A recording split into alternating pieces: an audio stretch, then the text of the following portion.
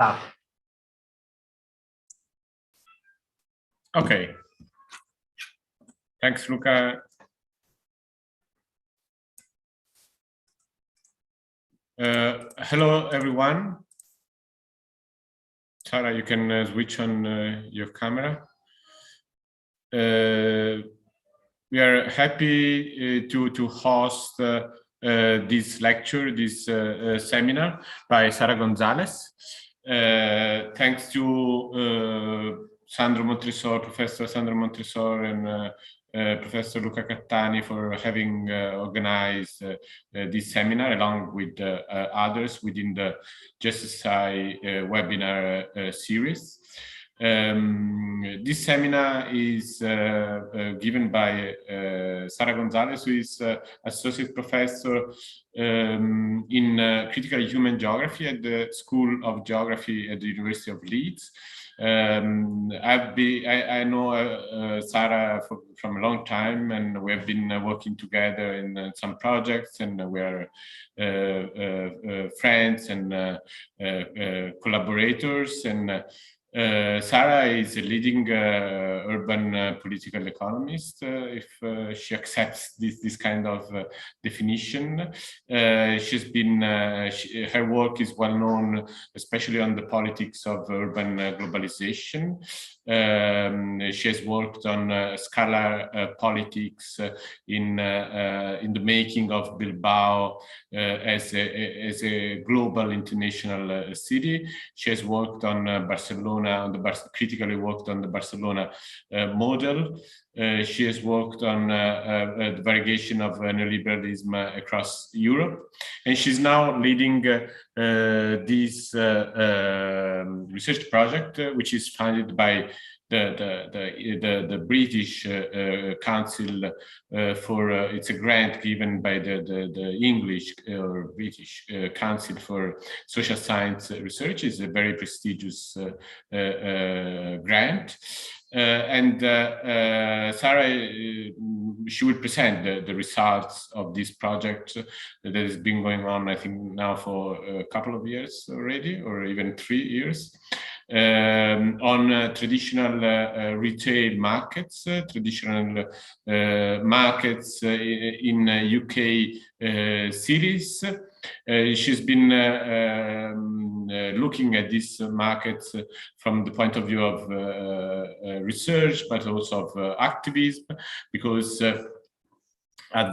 she is an advocate for a public advocate for the community value, which is the title of this lecture and of the project as a whole, of traditional markets in terms of social cohesion, in terms of opportunities for low-income urban residents to get local food and healthy food.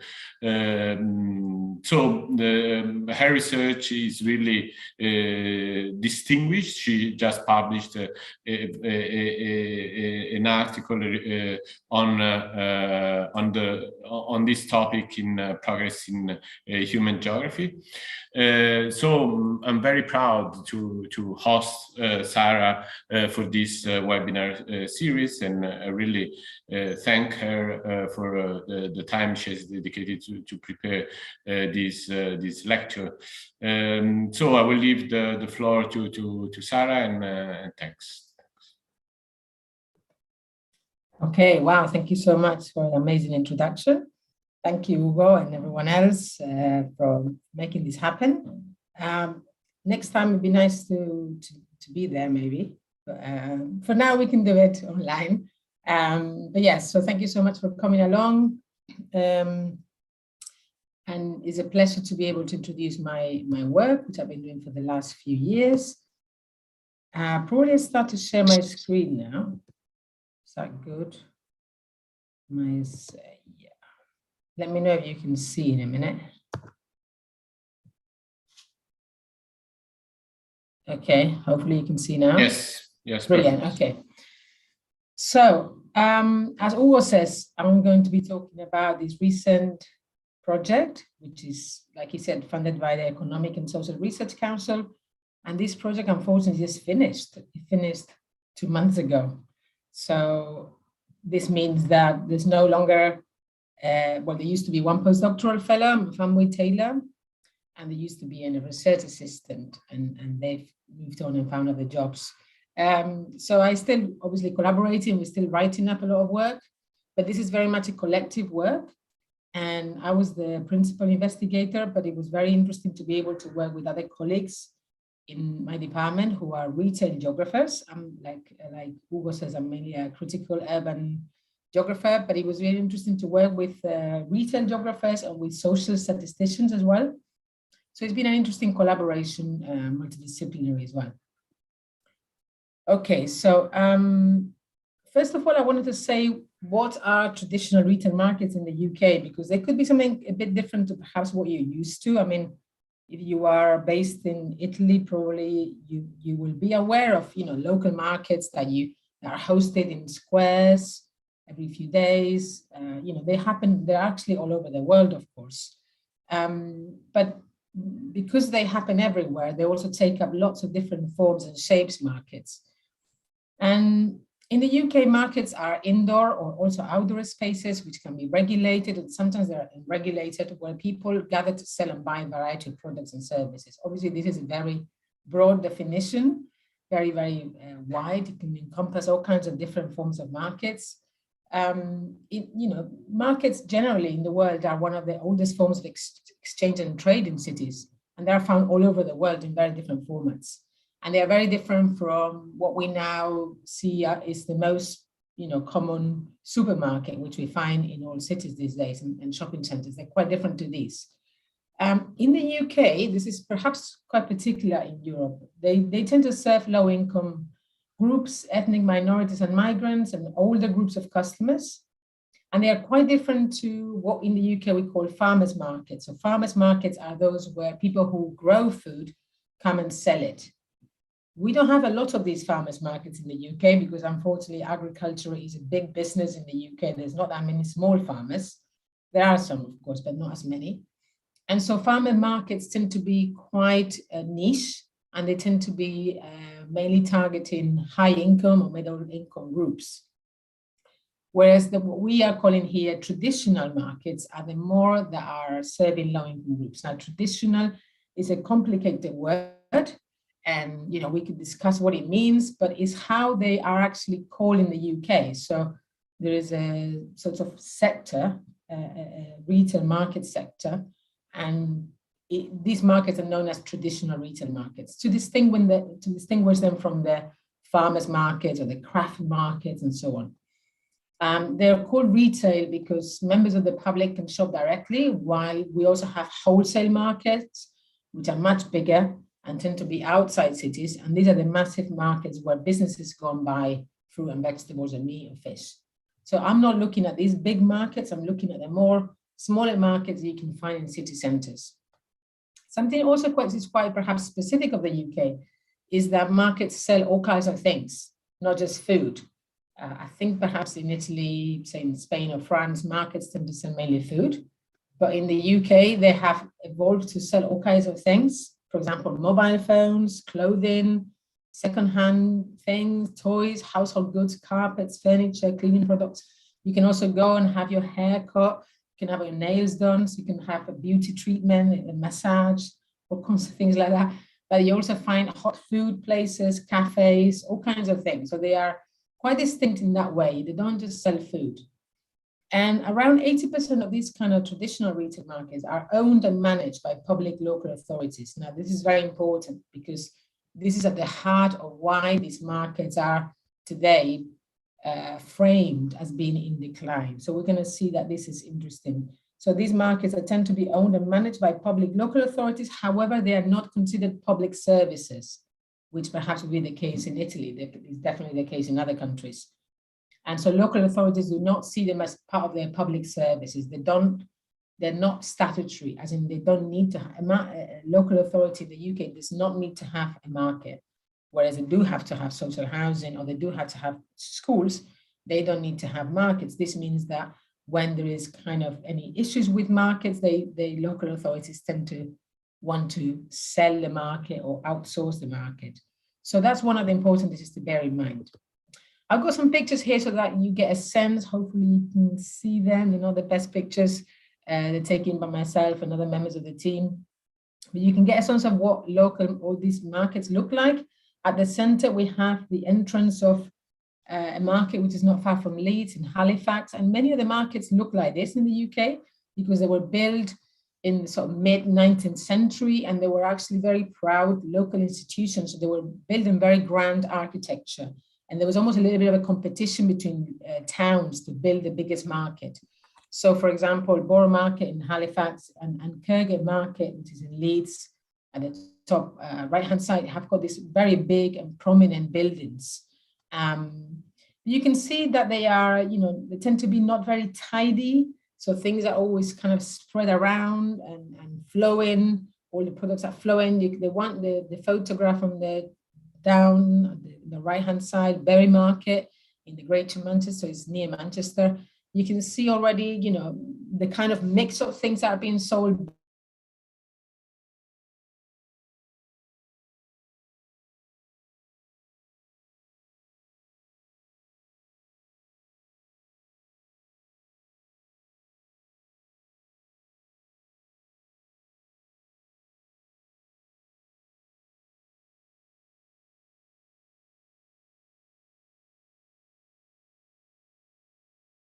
Which is one of our case studies, which we're going to know a bit more about later on. And that's a market which mainly serves non-white people. Let me know if I break up or something, because I just got a message saying my internet connection was not very good. Okay, so I'm going to first talk a little bit about the more theoretical side of the project, what's driving us to research these markets, and then I'm going to give you, hopefully not too overwhelming, I'm going to give you quite a bit of data from our research project. So first of all, it's a bit more discursive and more text, and then there's going to be quite a lot of graphs and tables and things like that later on. So, but first of all, why research these markets? Because, they look quite ordinary places. You find them everywhere. Why should we research these markets? And for me, I see them as urban spaces which are at the margins in cities. And they're also contested. And I'm going to explain why. So they tend to flourish at the margins of cities. I don't mean by this in the periphery of cities. I mean, they could be very central, but they're somehow marginalized and not quite visible by local authorities or by economic capital.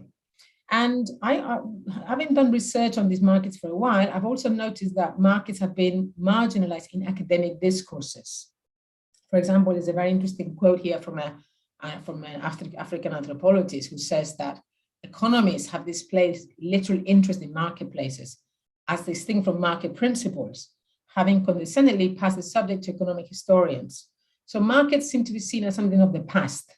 Therefore, more anthropologists, economic historians, economic anthropologists are very interested in markets, for example.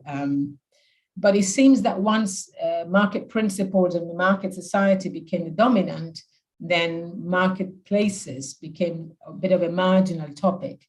So, for example, economists are much more interested in the market with, if you want, capital letters rather than the local marketplaces. If you think about research in retail, for example, retail geographer or retail management research, these kind of researchers are much more interested in kind of exciting innovations.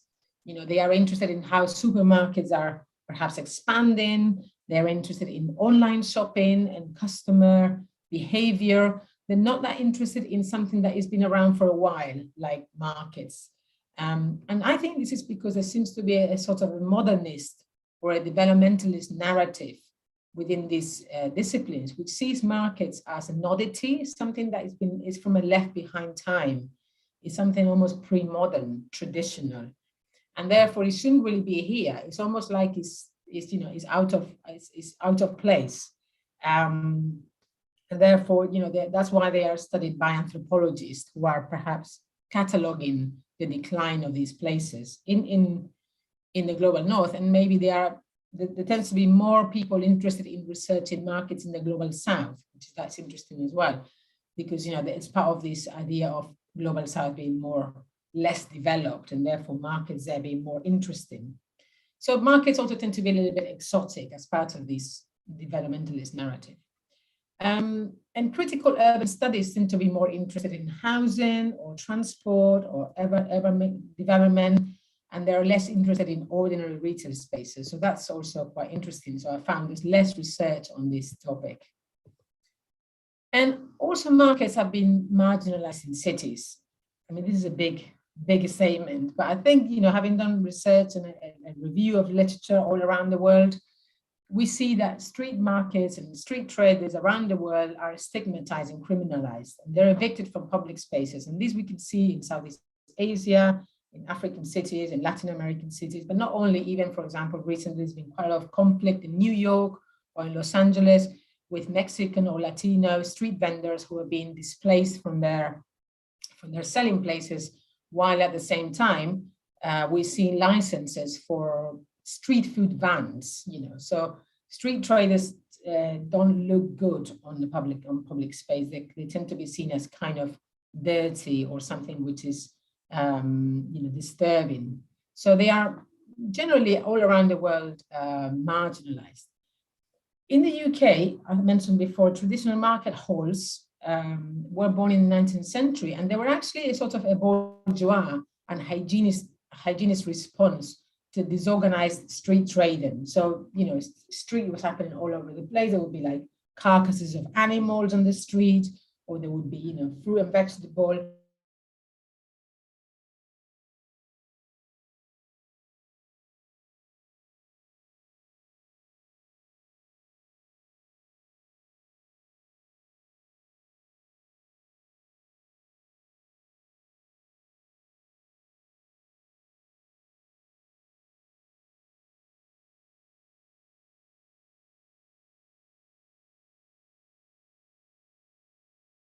Some historians, the working class department store. So, even from the beginning of the 20th century, markets in the UK started to serve lower income people.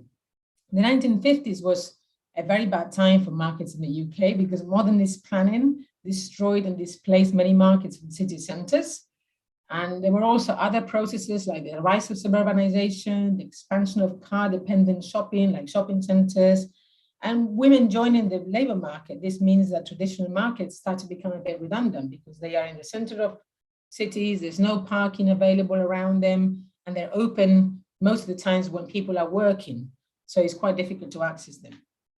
And so today in the UK, traditional retail markets are always framed as being in decline. And they're always framed as being, they're always framed as something wrong with them.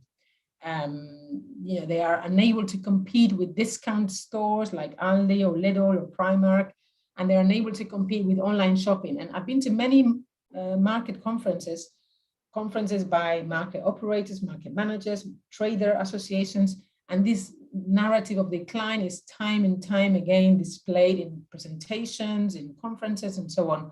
Traders are framed as being stuck in the past, unable and unwilling to move with the times. And, actually quite rude language is often used to talk about traders in the UK.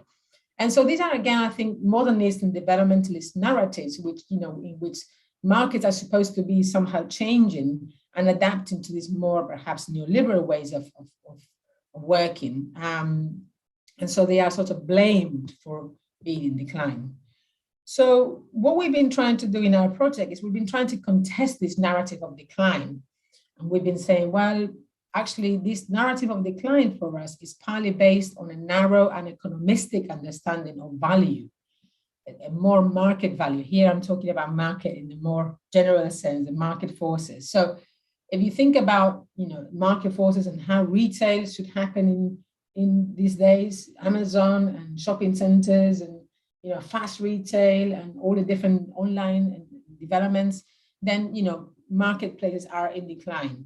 And if you think about market value, for example, the land value of where markets are sitting, markets in the UK tend to be in very central areas.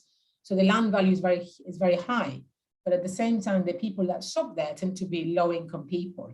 So that is a kind of a bit of a clash. So for local authorities who own markets and manage markets, for them, they're seeing that it's a lost opportunity.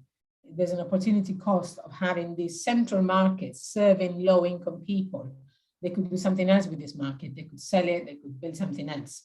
So from this point of view, markets are in decline if you think about market forces. But of course, there are other forms of value that are circulating within these markets, more social value, cultural value, and community value, which are not measured because they're intangible, and therefore they're not taken into consideration. And what we're trying to say, we've been trying to say for a while with other colleagues, is that actually to understand the decline of these markets, we need to put them in the context of neoliberal urban development, real estate.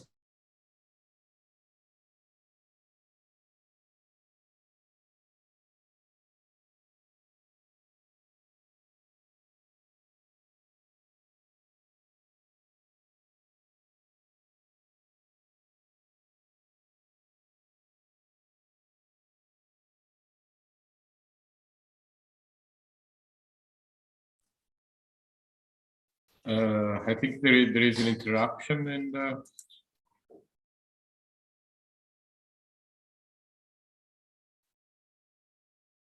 Yeah, seems that it's not just me.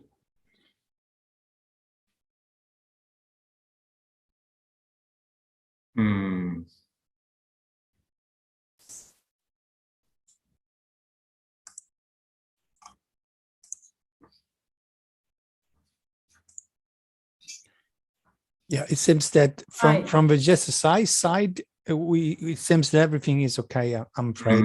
Yeah, I think it's Sarah's connection. Sarah, are you there? Yeah. Can you hear me now? Yeah. Okay. My bad. Yeah, I don't know why I've got bad connection. Sorry. I'm just going to save my presentation on my computer rather than the cloud. It's the Brexit. Okay, sorry, what was I saying? Okay, give me a second. So I'll switch this off. Okay, so basically in this project, we've been trying to look at different kind of values rather than the more neoliberal market forces. I'm getting there. Okay. Right. Where are you? Here. How do I? Okay. Share screen. Share. Can you see again? Yes. Okay, great. Okay, so and so before I get into actually the data that we've been collecting for this particular project, I wanted to tell you that, you know, all of this is actually happening. It's not just an academic discourse, the fact that markets are in decline or that there are problems and issues and the conflict. There's been actually a lot of conflict, and there's been many contestation around these markets. And here I've got just few pictures and websites and flyers of different market campaigns that have been in the UK. And I think this seems to be quite specific to the UK. I haven't seen that many campaigns around markets in other countries. But in the UK, there's been quite a few movements by traders and customers who have come together to try to save their markets from being gentrified, redeveloped, the rents going up, closing down markets and so on. So just around here in this slide, I've got a campaign by the Shepherd's Bush markets in London, the traders there who've been campaigning now for many, many years against redevelopment in their market. They're worried that new people would come to live in the area and they will be, you know, the market will be gentrified. Brixton, which many of you might know, is always under conflict. And there's a market with several markets there. And recently there was a campaign to save one of the shops there. Save Latin Village, which is one of the flyers there, is a Latin American market in the north of London, which unfortunately is closed now. The traders there have been campaigning for many years against the redevelopment that would have seen the market close down. At the bottom, we had Hands Off People's Market. That was the campaign I was involved in Leeds. It was called Friends of Leeds Kirkgate Market. And again, we were worried about the gentrification of the market and the redevelopment. And then we got Friends of Queen's Market, who are there with some umbrellas. And they've been campaigning again for that's a long-standing campaign in the UK. They've been campaigning for more than 15 years for their markets to be not gentrified, not redeveloped, to keep the traders. So all of this is actually in real life. It's not just academic kind of discourses. So our project, which we call Markets for People, is a project and we've been trying to bring to light this community value, these forms of value, that social and cultural value that we think circulated markets, and that many people seem to know about and take for granted, but they haven't been made visible. And therefore, as they're not visible, they're not able to discuss in policy terms or when decisions makers are taking place. So this project is actually quite practical project. It's very much a policy-oriented project. It was, like I said, it was a multidisciplinary project, collaborative. One of our co-investigators was the National Market Traders Federation, and the other co-investigation was the New Economics Foundation, which is a think tank based in London who develops alternative ideas around economic development.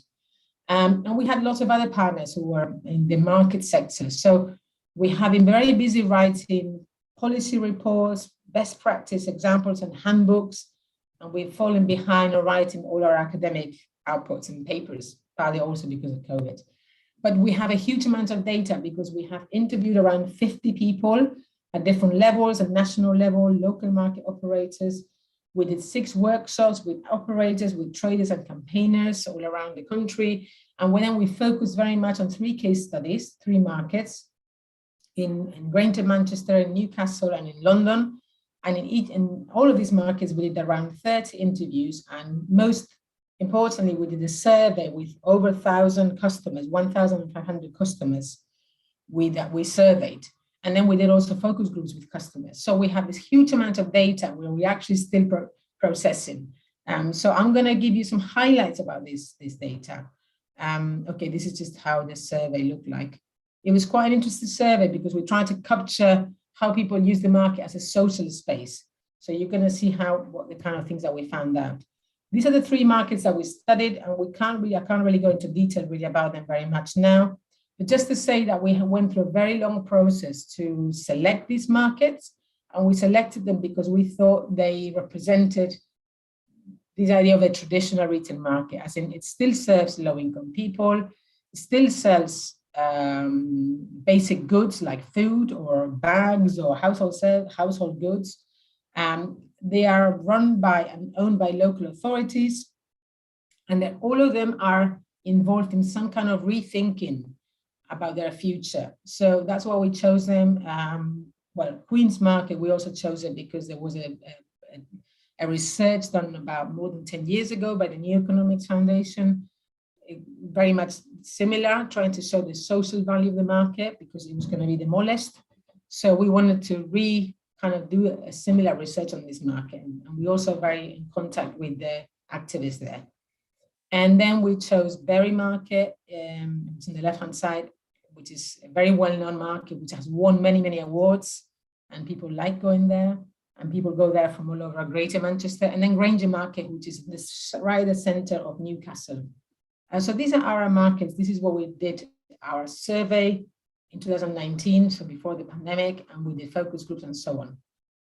And so I'm going to show you some highlights from our data about who uses these markets and how do these different groups use the market as a social space, and which groups are benefiting most from this social space. And I'm going to be combining, sometimes I will be showing you data from each of the markets, and sometimes I will be combining all the data in one big database. So we are doing different things with the data, and we haven't explored it thoroughly yet. So, I mean, it'll be interesting to see what for you comes across as the most interesting data, because we can still mine more of this data and we can do more things with it still. So if anything jumps out, let me know and I can write it down for us to do more research.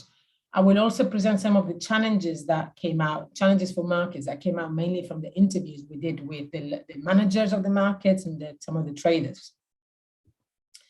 Okay, so first of all, I mean, we were a bit surprised, but we knew that people that go to markets are long-standing customers. I have to say, just so that it's completely clear, that the survey was done in the markets with people that are shopping in the markets. So it's not done with people that are not shopping in markets, okay? We did it inside the market.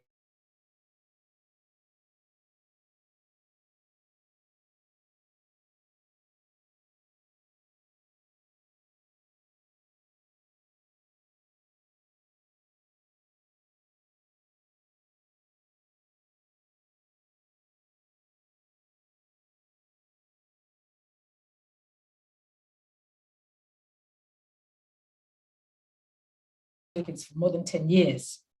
And in some cases, people have been visiting for over 20 years, or people visit these markets very regularly. So for example, 70% again, visit at least once a week. And in Queen's Market, it was almost everyone just visits once a week. So very, very regular customers. And they tend to be mainly the older type. So over 50 years old seems to be the main customer base of the market. But it was interesting that also the younger people have been going to the market. And we think there is an element here that perhaps the younger people have been going to the market with their older relatives. And we've heard this story many times. I go to the market with my mom, with my grandmother, and so on. And I haven't mentioned this yet, but local authorities who run these markets are worried that their markets are mainly visited by old people. And there is a stigma around this old customer base because, they are seen as people who are, getting old, and in fact, they will die. So there is, they're worried that this customer base is going to disappear. Whereas what we've been trying to see is that, in fact, perhaps it's not just that older people are visiting the markets, but perhaps as people get older, they visit markets. We don't know. So if it's a second point, then obviously there's always going to be people getting older. So that's not such a bad thing. But in general, when we present this data to the local authorities, they are worried because they don't want their markets to be full of older people. And they tend to be quite negative and actually quite pejorative language used against older customers. So we've been trying to, again, celebrate the older customers. And we kind of knew this, but it was clear that the people who are shopping at the market tend to come from low-income neighborhoods. For example, here is a percentage of market users that live in the 30% most deprived neighborhoods in England. And for Queen's Market, 80% of the customers come from these most deprived neighborhoods. And the other two markets is more than half. And the other graph, you can see you can see all neighborhoods according to multiple deprivation index. And you can see from the most deprived to the least deprived, so the 10 is least deprived. And you can see that, the customers tend to come from the most deprived neighborhoods. And what was interesting is that this is not just the fact that the markets are based in low-income areas, because in fact, Bury and Granger are based in the center of the town. But when we did a catchment analysis, which I can't really go into, we saw that in fact, people from low-income areas are particularly attracted to the market. So they make an effort to come to the market. So it's not just that the markets are based in low-income areas, it particularly attracts these low-income people.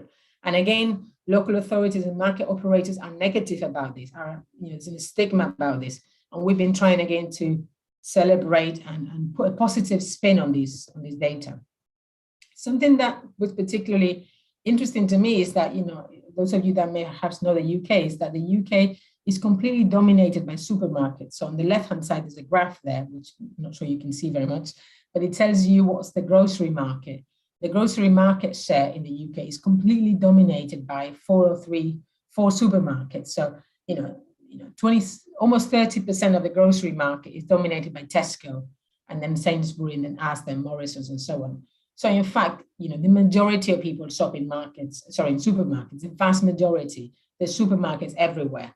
So the fact that some people still shop in markets for their food, we thought it was actually quite remarkable. And we asked people in our survey sample, what percentage of your shopping you do in the market? And we found that actually quite a lot of people do at least half of their shopping in the market. And again, in Queen's Market, which is a market which mainly serves non-white people, about almost 80% of people do half or more of their shopping in the market. So these are people that are, let's say, rely on the market for their food shopping. Okay, and as we just seen, they also tend to be quite low income. This map was developed by my colleague Andy Newing, who's a retail geographer, and this is a map of Newcastle. So what he did is that he's worked out an index of neighborhoods that could have food desert characteristics. So these are neighborhoods that haven't got very good access to fresh food. And then he overlaid this map with all our survey respondents. And he's found out that there tends to be quite a bit of people that come to the market from these neighborhoods that don't have very good access to fresh food. So again, we're seeing that the market is a source of food for some of these people because they don't have very good services in their own neighborhoods. And they are traveling sometimes a long distance. And I haven't got the data here for you, but most people travel on the bus or public transport. And I've got some quotes here from our focus groups, and it's showing that people are relying on the markets for affordable foods and affordable goods. For example, somebody says, you go in a market store in the city and have a look for a pair of curtains, and they're about £95, and I can go to the market and get them for £35. And then, somebody else at the top that goes to Queen's Market does all their shopping, and nearly they spend £45 or £50, and they bought everything they need, the meat, the fish, the clothing. So these people are relying on these markets. And we wanted to particularly show how older people are benefiting from markets. And what we found is that older people are using the markets in a very social way. And it was particularly older women that are using the markets in this social way. So for example, we asked people about how they meet other people and how they interact with other people. And this is the data for people who are over 70 years old. So 77% have been visiting for over 20 years. So the market is a substantial part of their lives.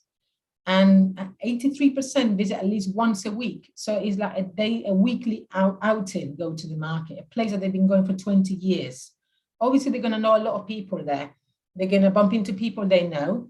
And remarkably, almost 80% feel that they feel less lonely when they visit. And overwhelmingly, most of them feel that they belong. A lot of people bump into people they know there. They share news with traders.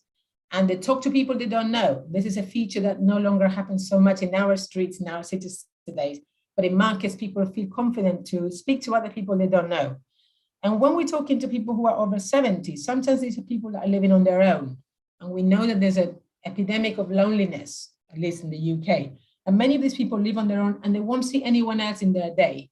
And so these are people that are going out once a week, at least, to the market, and they are having a chat and they're sharing news and then bumping into people they know and they're seeing familiar faces.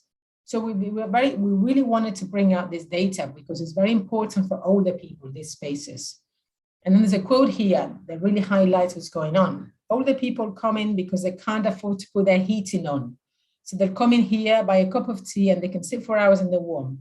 They're not particularly going to buy anything specific, but it's just to spend a couple of hours chatting or whatever. So clearly, these are different kind of values that people are, that are circulating in these markets. They're not going to buy anything, or perhaps they buy very few things, but they got a lot of benefit from visiting, and the fact that they can't even afford their heating, that's it's quite sad. So places here, obviously the market is seen as very convivial, and I've got loads of quotes on this, so probably we're not gonna read them all, but I really like the one about the benches. So there's some benches in Bury Market, and one person said, benches, yes, you can meet everybody in the world there, can't you? Obviously, you can meet everyone in their world, their world. People like them that go to the market. You can rely on bumping into somebody there and seeing a familiar face. Lots of very long quotes here, but we basically found that there's a sort of caring ethic at the market. So people who are disabled can go to the market and nobody will move them. Nobody will tell them to go away. People are tolerating, not just that they're talking to them. So here's a person saying, personally, there's a lot of my family who are elderly, and my mom is disabled, and she finds she can go there, she can do her shopping, she can have a lunch, go and have a chat with her friends, and she can be a good couple of hours, and she's got a whole day out just under one roof. And then there's a person here in Queen's Market saying that sometimes she doesn't have the money to pay, and the trader says, it's okay, you can give me the money the next time. And the other big long quote here is about a woman who wasn't able to reach the toilet in time, and therefore there was a bit of an accident, and then the person, so few people in the market helped her out and did it in a very kind of discreet way. And so this person is talking about how different people in the market interacted to give this person the care she needed. In the UK, we know that markets tend to particularly also benefit people from ethnic minorities and migrants. This is particularly the case in London. So in Queen's Market, we found that very few of the customers are actually white, only 14%. So most people are Black or Black British, Asian, or Asian, British, Pakistani, Bangladeshi. There's a lot of Bangladeshi people. So, and so what you find is that you get this kind of mix of people who are all very, very tolerant of each other. For example, this woman that, one person that said, I just talked to the shop people. Most of these are Eastern European people, but we speak English. If they can't understand, it's okay. It's because we Asian customers cannot always understand English anyway.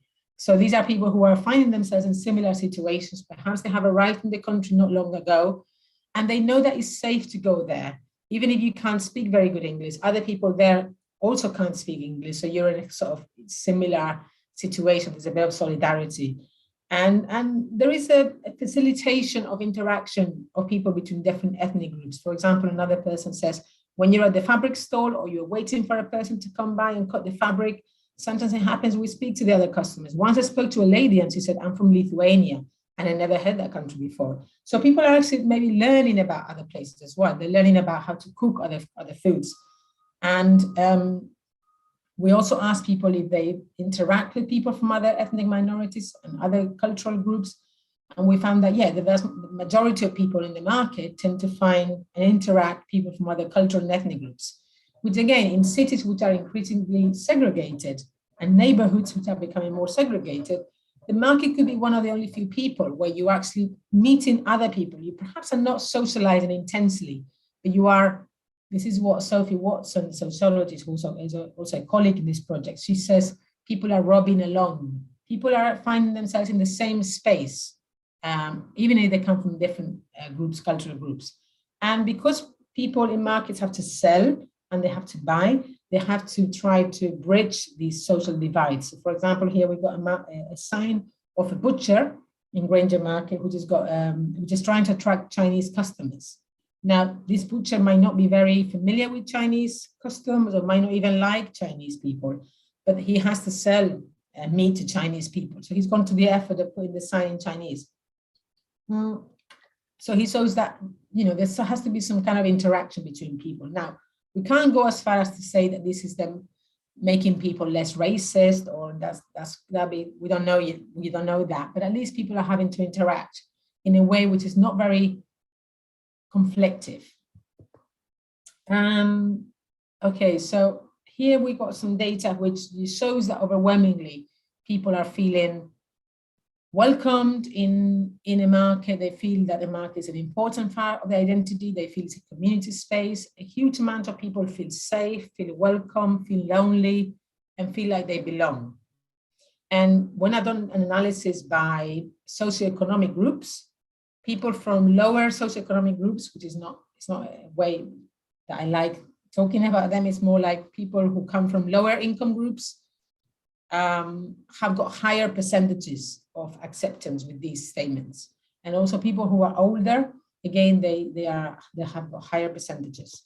So for example, when we ask people if to tell us if they agree with the statement, I feel less lonely at the market, the highest percentages come from the people who are long-term sick or disabled, who are unemployed, who are working, looking after family at home, who come from the poorest socioeconomic groups, people from ethnic minorities, people who are older, or people who live on their own. So these are the people who are more likely to say that they feel less lonely when they visit the market. So it's clearly these people from vulnerable and disadvantaged groups that are benefiting most. Okay, so in terms of challenges and tensions at markets that we found, and this is analysis mainly coming from our interviews. Well, we found, I mean, we knew some of this, but we confirmed it through our interviews that there has been a historic underinvestment in these markets. So local authorities have treated these markets as, this is an expression that is used in the UK, cash cows. So basically they've been milking these markets for money because the traders pay money for their rents, and the local authorities collect these rents, but they haven't been investing back in the fabric of the market. This has led to a situation in which many markets are in very difficult situations with roofs that are leaking or too hot or too cold. They're just basic problems with the fabric, with the buildings. This is very bad in the case of Granger Market because it's a listed heritage building. And so because of this historic underinvestment, now these markets are under pressure to be redeveloped. And when these markets are in pressure to be redeveloped, then there's questions about how to extract more income from them. And that's when the commercial property logics kick in. And this was the case particularly in some of the markets where we saw that the managers have got this property logic in mind, and they really don't see and recognize the social and cultural value. Or they recognize it, but they don't know how to deal with it, and they haven't got any measures to make it stronger or mitigate any problems that might arise from redevelopments. And also we found that the market's current customer base, which like I said, is mainly lower income, elderly people, is poorly understood and valued. So basically local authorities are much more interested in knowing how to attract younger people and wealthier people, and they're not that interested in the current customer base. So these are the main challenges, and I'm towards the end of the talk now. I've got a few more slides. So particularly in Newcastle Granger Market, which is a market right in the center of the town, is a listed building. These are some quotes from a councillor and from a very senior officer.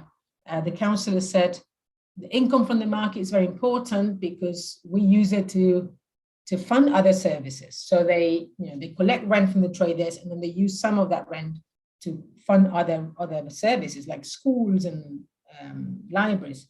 They don't spend much of that income in repairing the market.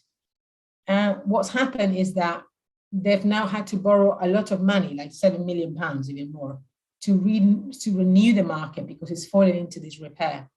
And because they've had to borrow market, now they're going to have to pay back this loan. And to pay back this loan, they're going to have to increase the rents or increase the income.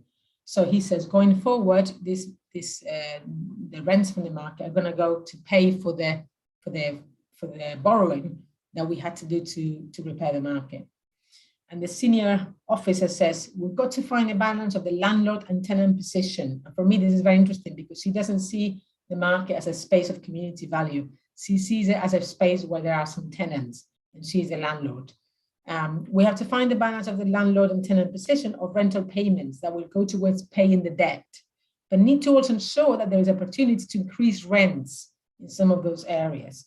So they're looking to increase rents so that they can pay the borrowing that they've used to repair the market. Of course, they could have repaired it many years ago with the rents from the traders, but they have neglected the market.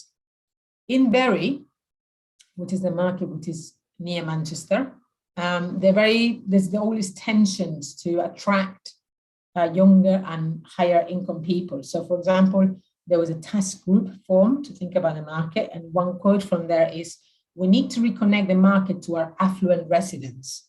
So they're looking there, they're seeing there's an opportunity cost because they're not attracting the higher income people. And when we interviewed a local councillor, he said, I think it would be really good to look at ways of bringing new users. I'm talking about younger people, more ethnic minorities, more posh women, so richer women from Tottenham, this is a neighborhood, who want to come in to drink Prosecco. Prosecco is very big in the UK. Lunch deals or whatever. So they want to attract not the kind of people that you can see in this picture, which are the older ladies who come spend, half of the day with a cup of tea. They want to attract the people that come and have Prosecco. But as one of our focus group customers said, you're not messing with another bloody market because, like I said before, there's a lot of markets that have been redeveloped in the UK, and this has led to many of them being gentrified and lots of customers being displaced. So this is a clear tension going on in Bury. In Queen's Market, which is the market which is as I said, in a very deprived neighborhood in London, in Newham, and which is mainly, the customers are mainly from Asian origin or Black Afro-Caribbean. There had been pressure to redevelop this market a long time. And right now there's a process to rethink the market as well. And so the council has launched a consultation, and one of the options, there were 5 options for redevelopment, and 3 of the options involve some kind of redevelopment of the market. So Friends of Queens Market, which is the activist group, has mobilized against this redevelopment process, and they've been campaigning for an option to maintain the market and invest in the market, but maintain it as it is. And we only just heard last week that the council has actually withdrawn the options to redevelop the market. We hope this is something to do with our research. We're not sure yet, but because we've been telling the council that they shouldn't really redevelop the market, because that's going to lead to the displacement of the traders and customers who so much benefit from this market. Okay, so I have some final reflections here, which are, it'd be great to be able to discuss this with you in more detail, and they are ideas in progress for me, and I really want to try to write a paper that goes into this more theoretical side of things. It's still all in my head, but I want to play a little bit with this idea of the marketplace, the kind of markets we've been seeing in this presentation, and the market in capital letters, the market forces. Because these two words, these two concepts are different, but they're also very much related. And I think that thinking about them in tension is quite productive. So if we think about historically even the decline of the marketplace, of course the marketplace was the main place for trade, from ancient cities, Greek cities and Roman cities and medieval cities. But these marketplaces started to decline as the main physical place to trade products. And this decline went hand in hand with the rise and dominance of market principles and a market society, particularly in the West and in Europe. So I think there has been a little bit of this evolution. As the market forces and market principles have become dominant from 17th, 18th, and 19th century, then the marketplace became in decline. And this process is a long process, but of course it's not a unidirectional process, because it happens in different places in different ways, it's variegated. So even today, there are many places where these market forces are not dominant. Of course, there are all kinds of alternative forms of economic development, or forms of economic practices and social relations. So in places where these market forces are less dominant, and this could be cities in the global South, but it could also be neighborhoods in our cities in Europe, where the market forces are less dominant. These are places where marketplaces tend to be less visible. So Queen's Market in London, for example, where they tend to be less visible to capital and the state. So basically these markets are led to be, and they're led to be, often they're led to just marginalize, and they get disinvested in, and they get neglected. But because they get neglected, the land prices are lower, the rents are lower, and all kinds of solidarity practices are flourishing in those spaces. Okay, so here's a link to kind of Polanyi's idea of different forms of economic relationships, where you have solidarity and reciprocity, which according to Polanyi were more dominant before the rise of the market society. So we see that in the marketplaces that I've been talking about today, these kind of practices of solidarity and care and reciprocity are still quite prominent, because these places have been neglected and marginalized, I argue.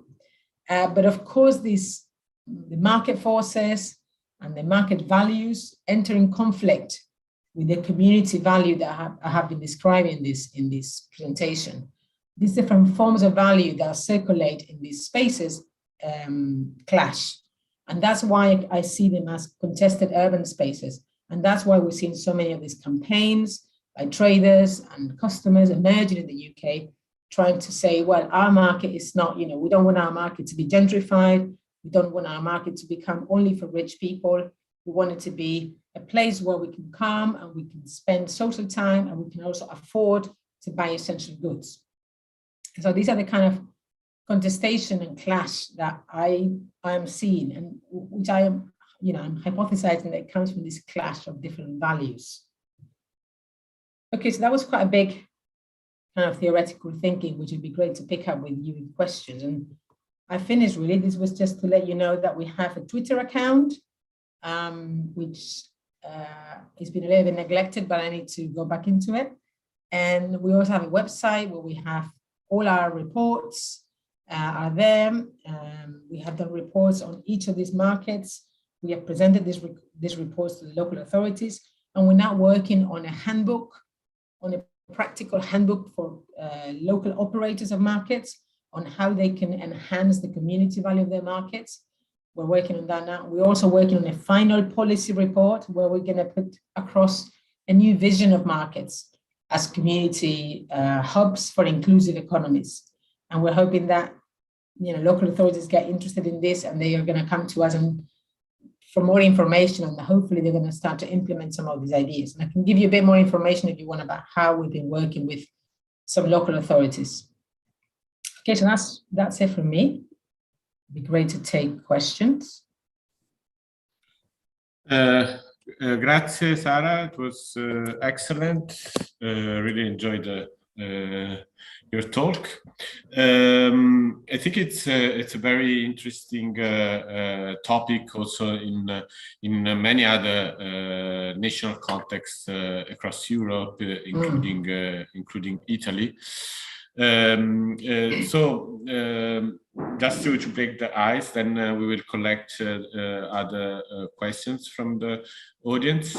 I would like to ask you, because Sara has done also research. She was a visiting researcher a couple of years ago. I think it was just before the pandemic. I think it was 2019, if I remember correctly. Where was I? In Turin. Yes. Yeah, you were a guest researcher. Yes. Looking at street markets in Turin, and which is a city where I've been based in, which there is still plenty of local neighborhood markets. Each neighborhood has its own market. So I guess, if she has been thinking about developing a kind of comparative understanding of the differences and also commonalities of markets across Europe, in more north of Europe, like in the north of England and in the north of Italy.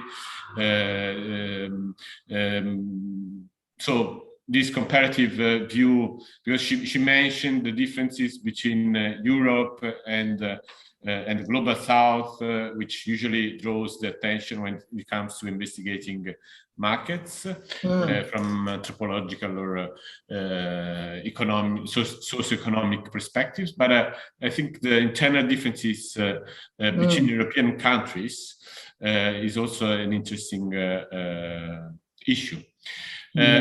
The second, I was thinking, my second question, I was thinking about the work of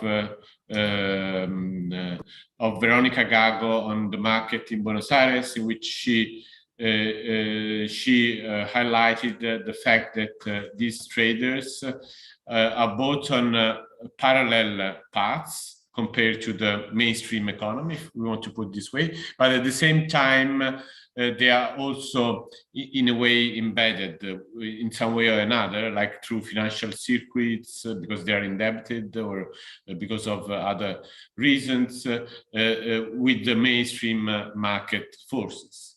So I'm asking, Veronica Gago, she was referring to traders in the Argentinian context. So I guess I'm asking, I wonder if it is the same in the research context you have observed in England, if there is this kind of intricacy, ambivalency between being on another kind of economy, more local, more community-oriented on the other hand, but quite inevitably being exposed to broader market forces. Thanks. Yeah. Shall I answer now? Yeah, then we can collect. Great. So, I mean, I can maybe, I can answer the second one first, because, yeah, I mean, it's very interesting. So I am aware of Veronica's work, and of course, her work was very much on this particular market, which I've never been actually, because it's supposed to be dangerous to go to, but it's an absolute gigantic market outside Buenos Aires, where it's mainly fake, so-called fake products, which, I mean, the idea of fake is interesting, because what's fake anyway? But so, and not just fake, they tend to be goods that are produced in sweatshops and very bad conditions, workshops in Buenos Aires and so on. And she's talking about how these people are making neoliberalism from below. Yeah, I mean, it's fascinating her work. And she also looks at how mainly Bolivian traders are using their communal indigenous ways of thinking to almost exploit themselves and produce these products that are quite cheap.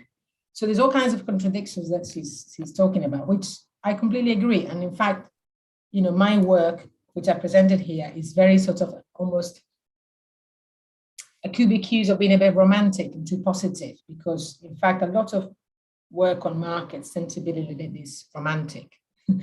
And one of the reasons is because it's very policy oriented. So I've been trying to talk to policymakers and say, look, what you've got here is very important, and if you don't know anything about it, it's going to go. So that's one reason why I'm presenting more the positive side. There's all kinds of problems. Of course, I mean, in markets in the UK, people are selling goods from all over the place. I mean, definitely, I shop in Leeds Market every week, so I see what's being sold there. And there's definitely stolen goods, bicycles and mobile phones, and there's definitely food coming from all over the place, which is obviously being produced in situations which are not good by very cheap labor, migrant labor. So we have obviously tomatoes from Sicily and pineapples from Costa Rica and avocados from Peru and all of that. So that's not an economy which is sustainable or fair or socially just. And we obviously have to move from that. But at the moment, people are not able to afford organic, locally grown produce either. So it's all a contradiction. So it's very much a contradiction. So I haven't mentioned, but there's definitely plenty of racism going on in the market as well. And I've witnessed it many times, with traders being racist towards customers. So there's all these contradictions happening as well. So we shouldn't be romantic about these places either, definitely, because the work tends to be quite precarious. There's obviously going to be exploitation. So yeah, we shouldn't be romantic. So I think her work is very useful. And to go back to your first question, I really enjoyed being able to compare to other places in the global south, because I wasn't, in the beginning of my research on markets, I didn't think there was much relationship, but as I went more into it, I realized that there were actually lots of things I could learn from research in the global south of markets to understand what was going on in the UK.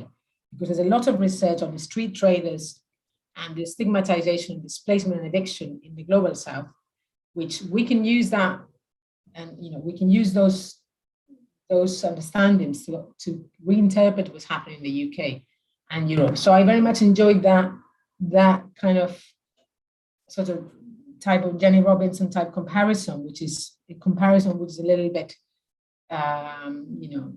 not synchronic, but it's a little bit asynchronic. And I enjoyed that. I learned from that a lot.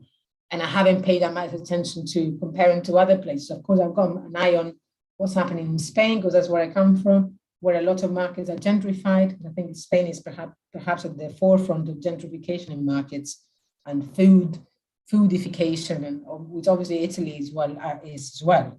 And I've not been able to follow, but I'd love to know more about, read a little bit about, Bologna and sort of foodification and gourmetization. And of course, I did visit Turin and what's happening there with the market and the big market. I forgot the name right now. And the whole neighborhood was the market. So it'd be nice to compare more. I've been more, because also I've been involved in research projects with people from Latin America. So I've been looking that way. But yes, definitely a lot of potential. Thank you. Thank you. So, let me see who is, well, to start with, we have one question from Merit. I don't know much about the UK context. Could there be any differences between traders in their approach to redevelopment plans? Could you compare the situation of high street and markets? Thanks. Okay. Yeah. We had also one from the chat, but you can start with this one. Otherwise. Will there be any difference between traders in their approach to redevelopment plans? Okay, so I'm looking at this question from Merrick. Could there be differences between traders in their approach? Differences with other countries or traders, or differences between traders in their approach to redevelopment? I think in the way traders approach. Within, there's always lots of conflict. Lots of markets are undergoing redevelopment in the UK, and I haven't done a systematic research on this. This is more my experience of seeing so many of these redevelopments. But these redevelopments often come at the end of a very long process of disinvestment in marketplaces, where the traders have suffered all kinds of really bad environments of trading. And so many market traders are so fed up that they often want redevelopment, and others don't want redevelopment. So there's always conflict between traders. And some traders do want to gentrify the market because they think they're gonna benefit from this. Because if you bring higher income customers, they can charge more. So this is definitely, the traders are not always against these redevelopments, but also local authorities tend to want to divide up the traders, divide them up. And there's all kinds of techniques. These redevelopment processes always take a long time. And therefore there's conflict. There's a lot of conflict. And some traders are going to benefit from them and some others are not. So you don't all take the same approach. No, there's a lot of conflict on this. I'm going to say there was another question, I thought. Could you compare the situation of high streets? High street in the UK is very much a high street where there's lots of chain stores. So, it's the same in the street where you go and there is a Mango and Zara, there is a Gap, there is big department stores. These kind of high streets, there's no much mobilization there because the people there work there, but none of the owners of those shops are working there. These are owned by shareholders. So there is no real mobilization. What there is increasingly, there's an interesting book by Phil Hubbard, who's an urban geographer. He's written about the high street, and he's written about how in the UK there's a sort of class disgust versus the high street, because the high street is increasingly seen as a place where there is cheap clothing, fast food, betting, places where people go and bet, gamble. So the high streets in many, not in the main cities, but in smaller towns are becoming places of decline. But he's got this idea, I really like his research. He's looking at how there's a middle class disgust towards these high streets because they are dirty, people are buying cheap food. And so there's a discourse in the UK to redevelop these high streets with independent shops. And these independent shops tend to be very much about things we don't need, like crafts or, candles or things like that. And they very much seem to be sort of high end and very expensive. But these are the kind of cafes or, pastry shops and things like that. So there's a movement towards we should have more of those shops. And so there's a very much a class issue, like anything in the UK. It's very much a class issue that happens in this in these high streets, whereby, you know, the chain stores are seen as increasingly low end, and we need to replace them by high end type shops. So that's a little bit of that is happening in the markets as well. So this is a discourse that's happening in the UK.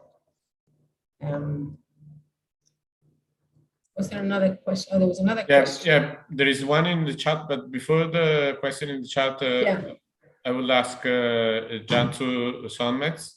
Cansu is a PhD student at JSSI in urban studies and regional science. Right. So please, Cansu. Hello, Sara, and thank you very much for your presentation. It was really fascinating research. I really enjoyed. And I thought about also my experiences when I go to market in Turkey. I'm from Turkey. So there is a question came into my mind. I don't know, maybe you have observed or not. I was wondering, is there a stratification, a kind of stratification between among these customers between those who are going to the market earlier in the morning, for instance, and going in the afternoon or late afternoon, something like that.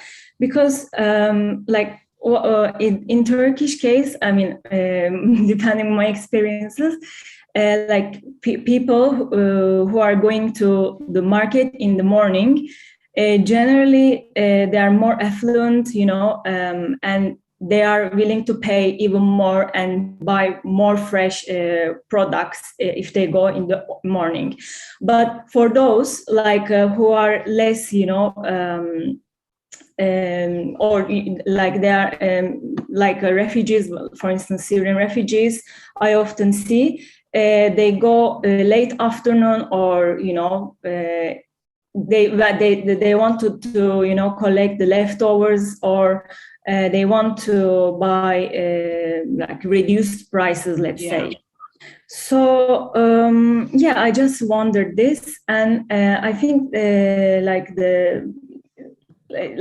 really enjoyed the emphasizing the side of immaterial values. We used to ignore most of the time. So I think this market is really ignored somehow. So thank you very much for bringing these issues into the research. Yeah. And if you're interested, there's quite a bit of research by Turkish scholars on Turkish markets. So I've definitely come across quite a bit. So that's definitely something that people in Turkey are interested in.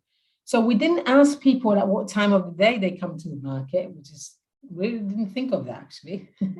Didn't think of that. You know, my own experience of going to the market is a bit like what you said, but not so much that the affluent people come earlier, because the affluent people are normally working and they're not coming to the market at that time at all. But there's definitely the case of people coming at the end of the day for cheaper prices. And it's fascinating how the price of things changes in the day, which obviously you don't have that in supermarkets, you know, because the price is fixed. Whereas in the market, particularly, again, if I talk about Leeds market, we have an outdoor market. And in the outdoor market, the price definitely drops at the end of the day for lots of different reasons. I mean, one is that the traders don't have storage. Therefore, they can't store the produce, they have to sell it. And so people come at that time of the day and they are, you know, the traders are giving away basically. And the people know that, and of course they come at that time. So that's definitely happening. And obviously I've heard lots of reports about people giving away or keeping some produce because they know that a homeless person is going to come later on. So all of that does happen definitely in the UK. It's perhaps not just solidarity, it's also the fact that they can't take it back with them. So they have to definitely give it away. So that's really interesting, but the price definitely drops. The issue with timing in the UK, which is definitely the case in other places as well, is that older people with more money want to come in the market later. You know, the markets in the UK close at 4 or 5, which is when people leave the office. So there's a battle for opening times where the market owners and operators want to open the market in the evening. but the traders have been up since 4 in the morning, and they don't want to, they don't want to be trading at 5, 6 p.m. and 7 p.m. So there's a battle of the timings, and so what some local authorities are doing, not now because obviously we're in the pandemic, but is open the market in the evening and turn the market to sort of nightlife space. And many markets are experimenting with that, and they're turning the market into a drinking place. They have like gin nights or something, and so trying to really desperate to try to the office workers who will come to the market after they finish in the office. I don't think it's actually worked that well, apart from in some places. Obviously, London is different. So in London, but in Leeds definitely didn't work, and in Granger Market hasn't really worked. So, and the traders cannot be there for so long, and the traders are not making that much money to hire other people to work in the evening. So it's an economy that is working just as subsistence, and they can't afford to stay open longer. So there's a real battle. But the newer traders who are selling street food, and they want to stay open later. So there's a conflict between the older traders, and in Spain, this has become a big thing in that in some markets, some of the stores have become bars, basically. And some other stores are selling, fruit and vegetables. This happens in Brixton Market as well. In Brixton Market, you have one person selling fish and one person selling champagne. And they open at different times of the day. And so they have to deal with that. But I think in Brixton Market, they are able to do this because the people that come to drink champagne kind of like the fact that there's a fishmonger there, because it feels kind of edgy and authentic. So they like it. So it's kind of working in Brixton Market. Yeah, thank you for your question. Thank you, John. Thanks, Sara. There is an echo. Okay. We can pick up from the chat, so also Sara can read. Which kind of methodology has been used to collect your experiences? Is by Alessandro, one-on-one interview or participatory approach, or both?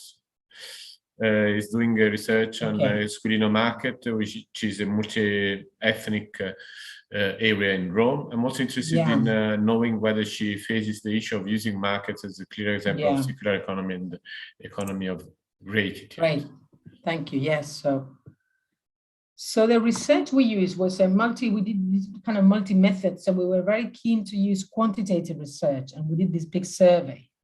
And that's because it's very policy-oriented research, and we wanted to be able to show policymakers, 80% of people do this and 70% of people do that, because that's the kind of data they need to be able to convince their politicians to invest in the market. So we definitely went for that quantitative research. But so we surveyed over 1,000 people, which was very expensive, of course. And we could only do that because we had this big funding. But then we did lots of interviews with traders, with market managers, with policymakers. And we also did focus groups and workshops. We went to conferences, market traded conferences, and we held workshops there. And we've spoken to loads of people in conferences, and had loads of meetings with market managers. So we've done lots of different things. It wasn't exactly participatory methods, because that would have been quite a different aim. But we definitely worked alongside some of these campaigns. For example, Friends of Queen's Market, which I mentioned, they are in our steering group. So they have been coming to our meetings, and we keep in touch with them. And one my colleague, Mafambwe, who's the postdoc, she's part of a campaign in London to save a market. And of course, I've been part of another campaign. So we know quite a few campaigners. So it's not exactly participatory research, but it's kind of a bit action research in some way, hopefully. And then I do remember Squilino market, I think. But anyway, in terms of thinking about the circular economy, yes. This idea hasn't really reached the UK in terms of markets. Not obviously, yes, the circular economy, but because most of the people who are running markets, the operators and the managers, tend to be mainly in local development or regeneration, they're not thinking of markets as sort of inclusive economies or circular economies.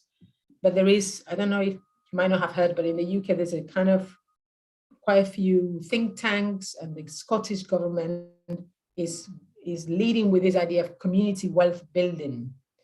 So community wealth building is a kind of thinking about the economy that obviously benefits local people, and it's the difference with extractive economies, which is mainly where shareholders are benefiting from economy. So we're trying to, our new report, we're writing this report now, and we're trying to very much connect markets to this idea of community wealth building. So hopefully that will click into some of the local authorities' minds in terms of seeing the market not as a property asset, but as a community asset. But so far, it's not really it's not really a big thing. There's another question: food waste use that could be used into food security. Yes, I haven't done much research on food. To me, this is an area that I have to develop. But I think markets are also helping in saving waste in food. For example, I know for sure, but I haven't researched it, that food that is no longer sold in supermarkets ends up in markets. I've seen it because, you know, they have the label of the supermarket. So somehow it ends there when it's almost going to be going off, and it's being sold cheaper. And also, you know, there's less plastic use and so on. So yeah, that could be that's definitely another area of research. Yeah. Thanks. Yeah, I was also wondering whether, like in Italy, we have these gruppi di acquisto solidali, which are small networks of residents. If they are in a way they are non-commodified in a way, but in a way they are competing with the traditional market. So it's very complex. There's no way to do the right thing. Yeah. So there is Margherita queuing for a question. Margherita is a postdoctoral research in urban studies, urban geography in our department at the GSSI. So I will leave the floor to her. Thanks. Thank you, Sara, so much for your presentation. It was extremely fascinating, relatable, and doing research about housing, it just clicks so much to see how the point of the mismatch between the use value and the exchange value of urban assets and resources resonates with different infrastructures of the city, and it makes you think a lot about how actually inhabitants is an ecosystem made of a plurality of infrastructures and not just a house. So thanks a lot. It was extremely stimulating for me. And actually, we've been discussing these matters with the first year PhD students, especially during our current module about qualitative research. So I had one question that was more like of a curiosity, and the other one that was more methodological, also to stimulate for our class. So one thing, thinking about the last sessions that we've had featuring guests that do research in Italian inner areas, was that communal infrastructures like markets are very important, not only in urban settings, but they have a very high value also in countryside Italian areas, or at least in non-urban areas in Italy. So I was wondering if you've had the opportunity to explore this aspect in the UK as well, and the value of these markets outside of properly urban settings. And this would be the first one. The second question was more, as I said, methodological, because you mentioned the one question actually was already asked about how you, let's say, approach the participants and so on. You mentioned that you have that you all have a big amount of data that you have analyzed. I was wondering if you could just expand a bit further on how you plan to analyze, read this data, and yes, what procedure you are following at the moment, considering also the amount and diversification of the data you collected. Thank you so much, Sara. Yeah, thank you, Margherita. Yeah, great questions. On the first one, no, we didn't really look into rural areas or small towns. So we just went to the big cities, partly because we wanted to do a big survey. So we had to go and find a place where there were a lot of people. And also because these are the markets that are mainly in conflict in the UK. So we focus on those. I think in the UK, we have this concept of market towns. And these are towns where the market has been traditionally at the heart of the town. And there's a lot of these market towns. And in there, the markets are very important. And I think they're still quite relevant and work relatively well. And we actually have quite a lot of kind of farm or community-owned markets in rural areas. So much more run by community groups, not so much run by private operators or local authorities. It's quite a different ecosystem, and there's more farmers markets. It's quite different.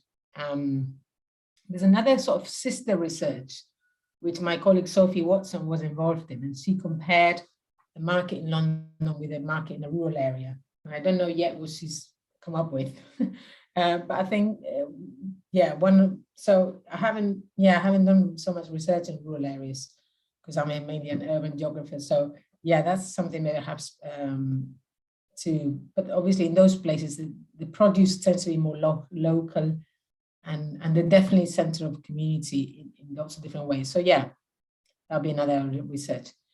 The amount of data is a big challenge because, well, we thought we would organize analysis around perhaps writing papers. That will be our analysis. So we have different papers we want to write, and we bring the data together around those the arguments that we want to make in the papers. So we didn't have a very well-organized phase, I guess. That's not very good advice for people doing PhDs, perhaps. I mean, first we got very excited with the survey data. So we tried to do some high-level analysis. But then we've been driven by the outputs, really. That's the reality of it. So because we had to, and because we didn't have time to write the academic outputs, so we've been focusing on the policy outputs. So first we wrote a report for each local authority, pretty much. So then we brought together the different data around each market. And the customer survey data is then underpinned by the focus group quotes, and then there's a more narrative analysis with the interviews. So each report of each market has combined all the different data around trying to put together strong arguments. So there hasn't been a phase of, okay, phase one, we analyze the quantitative, phase two, we analyze the interviews, more like around, it's driven by our outputs and our arguments, which is a little bit chaotic. And it tends to be that, myself and Mufamwe, who's my colleague, we are writing the argument, and my other colleague, Paul Whaley, and we sort of almost like get in touch with our more quantitative colleagues and say, can you do this for me so I can add, can I support this argument? Can you give me something to support? Because we've done so much qualitative research that we're quite confident of our arguments. And then it's quite good to have this other quantitative research. So it works in this way, just because of it's happened. We've not had a proper sort of phase approach, let's say. So I don't know if that's good advice or not, but I guess when you're writing a thesis, you focus on chapters and arguments, and maybe that's a way to organize your data analysis. Thanks, Sara, and thanks, Margherita. I have two questions, two curiosities, basically. Yeah. Well, the first is, after this seminar at 4 o'clock with the second year PhD students at JSSI, we will have our bi-weekly reading groups. And today's topic is on the global supply chain crisis that is affecting the global economy after the pandemic, because of the pandemic and the shortage of consumer goods and other raw materials. So my question, we have heard that Britain has been at the center of this global supply chain crisis. We have heard of supermarket chains lacking basic goods like Tesco, I think, and others.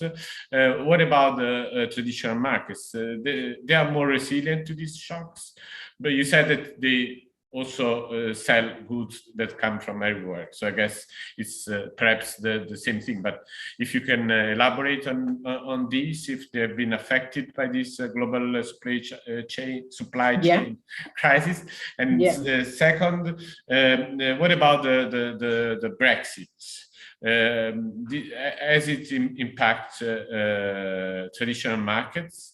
I recently received, in terms of prices, in terms of cost, I recently received a book from England, from a publisher, and it was asked me to pay 26 euros just for the fees, the dogana, how do you say it? I don't remember now. Customs fees, So I guess if also to import goods, is it more expensive, especially for small retailers?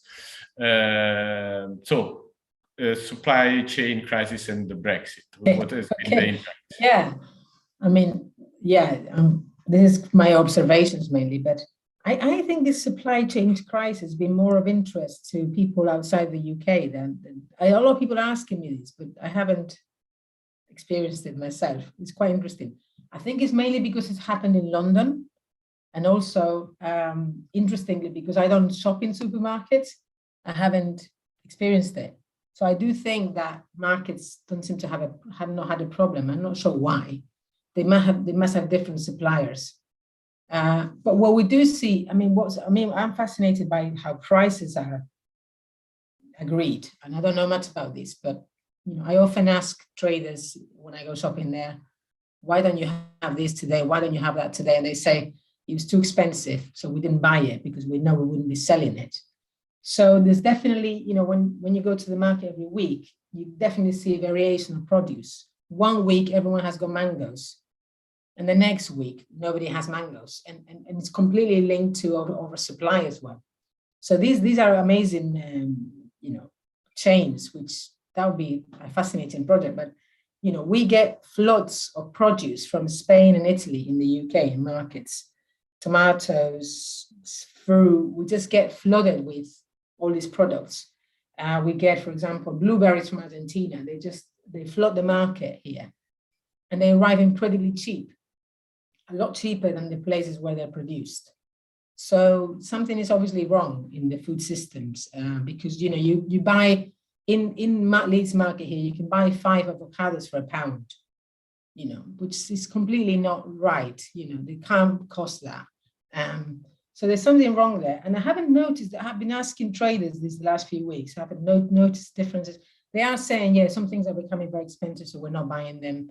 So you don't see them, you just don't see them in the market, but there's other things.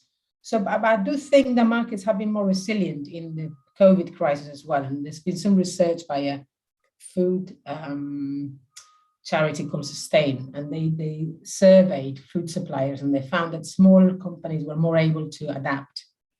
So I think the big buyers had big problems because their supply chains were not very resilient to all these changes, and the small suppliers were more able to adapt. So I think there has definitely been that. Brexit, again, is a topic that is no longer of interest here. Nobody wants to talk about Brexit. So for a long time now, nobody talked about Brexit. And I've asked, I haven't seen any difference. And also, there was many market traders were Brexiteers. So there was the National Market Traders Federation did a survey with market traders, and they were more favorable to Brexit than non-Brexit. So there's a lot around, we need to have our own power we shouldn't be ruled by EU rules. I haven't seen a difference in products. I haven't seen, and it doesn't really matter, because if we can't buy tomatoes from Italy, we'll buy them from Morocco or Tunisia. So the market is really, really open, and, we can just switch, I guess. So I don't think it doesn't seem to have been a problem. Yeah. There's a question in the chat here. Shall I? Yes. Artists and creatives using the opportunity of night markets to put on performances, sell creations, other. So it's not traditional balance. there is definitely an interest in artists coming into market. There's always initiatives like this. And I think they are interesting, and artists can get involved in markets in lots of different ways. For example, through schools or universities. For example, that's been one way in which perhaps art students can show their work in markets. So there is some of that going on. But there's also been, unfortunately, the usual type of art washing that leads to gentrification. Not everywhere, but I mean, famously in Brixton Market, many years ago, maybe 20 years ago, it was in big decline, and the market manager offered very free or very cheap stalls to artists to use the market, and that kind of generated a lot of interest, and that eventually, well, they've said that they think that led to the gentrification. So it's very tricky, but I mean, because if local authorities are working with artists organizations or colleges and schools, they can let some of the stalls for free or low prices to kind of animate the spaces in different ways. And I think that can be really good. But it has to be part of, I think, a strategy of inclusive strategy. Otherwise, it can also become part of a kind of a gentrifying process. So it's tricky, but there's definitely a lot of that going on as well. Yeah, artists selling their produce. Thank you. Very interesting question. And we have one more question from Davide Lunardon. Davide is a PhD student in his first year here at the JSI. I'm not sure if you can speak, because he's in the section dedicated to the audience or attendees. Yeah, attendees, spettatori. Is a question? Yeah. I don't see it. Davide, yeah. I can see, because he raised his hand, but now he. It's a shame, no? You can't grade him. Yeah, but perhaps I will write here in the chat. Okay. I'm not sure how to include him in the members in the. I don't know if you're a host. Yeah. You can maybe next to his name, you can upgrade him. I don't know. But I'm not. I don't have the option to do this. Yeah. It's a bit divisive, no? Attendees paneling. Yeah, it's a bit strange. Yeah.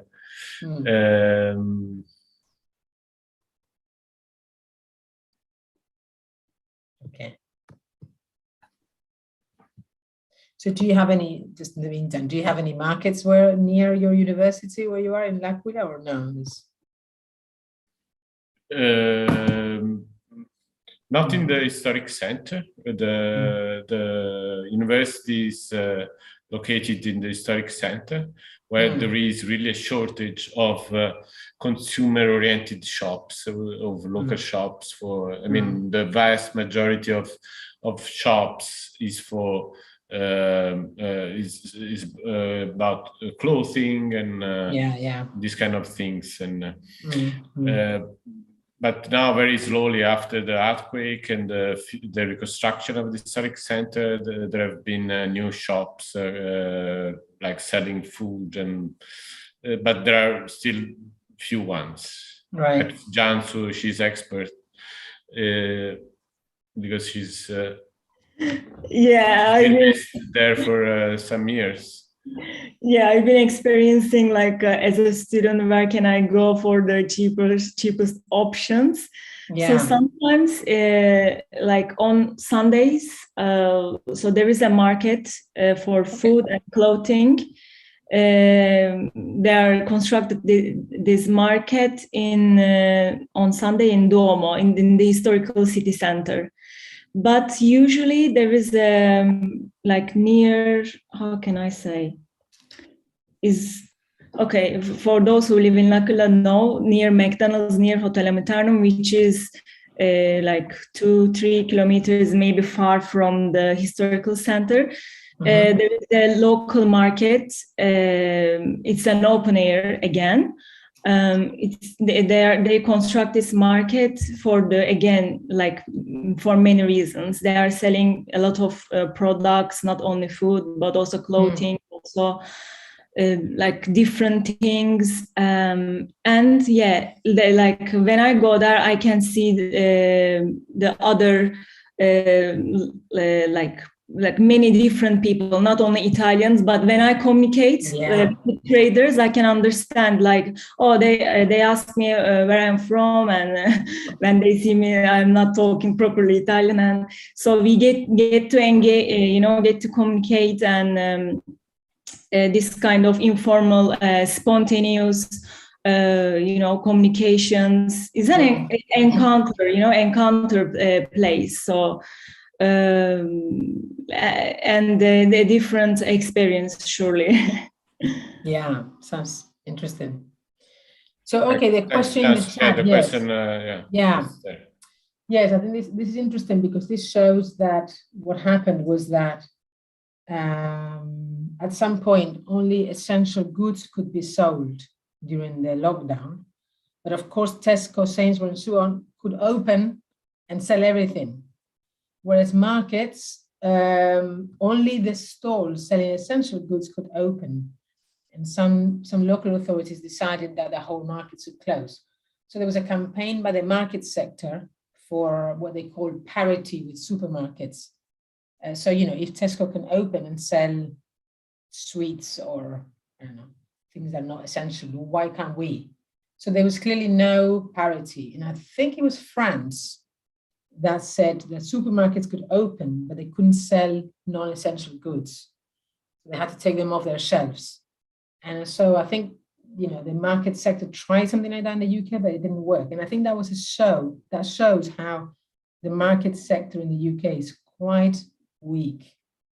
I mean, I've seen it many, many times that they are not able to, the market sector is made up mainly of the market operators and the market traders, and they join forces sometimes.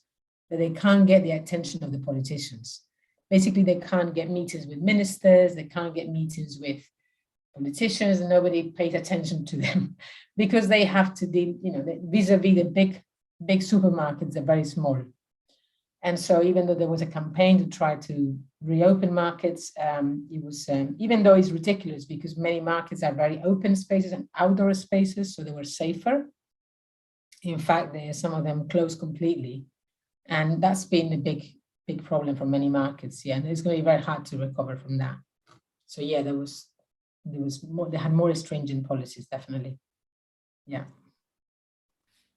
Okay, excellent. I think it's really an exciting topic, that of street market, because it's a really ubiquitous phenomenon. You can find them all across the world in different forms. Yeah, and academics love markets. Always some reason. And there is also a kind of political motivation. I mean, there is a risk of extinction of traditional street markets that are embedded within local communities. So there is also political reason to embrace this kind of research, and I think Sara showed how you can do research. She's been doing research on this topic for some years, and how you can do research with this kind of emotional and academic and political involvement at the same time. Yeah, because it's these are spaces of our daily life. So it's spaces where we go on almost on a daily basis or every day, basically. So it's a kind of research in which you really hardly distinguish between when you do research and when you live as a resident, as someone who lives in the city. So thanks a lot, and I think it was great. I really enjoyed it, and I hope you all enjoyed the seminar, and I'm really grateful to Sara for her contribution to our seminar series, and I thank again Professor Montresor for organizing this research seminar series, and I thank all the people who intervened with the questions, and thanks, and the next seminar will be next week. So please stay tuned and follow our webinar series. Okay. So thanks, Sara. And thank you so much. Yeah, I just want to say thank you also for publicizing it. I can see some people I know in the chat who definitely don't belong to your to your place. So thanks. Hello to some of those people there. There's Anna Maria, there's Emil. Hello, thanks for coming. Yeah, I think it's we did our best to circulate this event.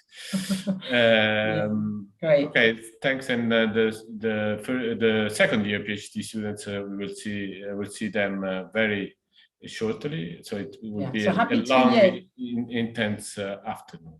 Yeah, and if people want to get in touch with me, I have my email. Well, my email was at the end of the PowerPoint, but you can also Google me. Hopefully, you can see the message. Great, brilliant. Okay, it was really nice to meet you, everyone. So yeah, have a great Christmas break when you get there. All right. Thank you, Sara. Thank you very much.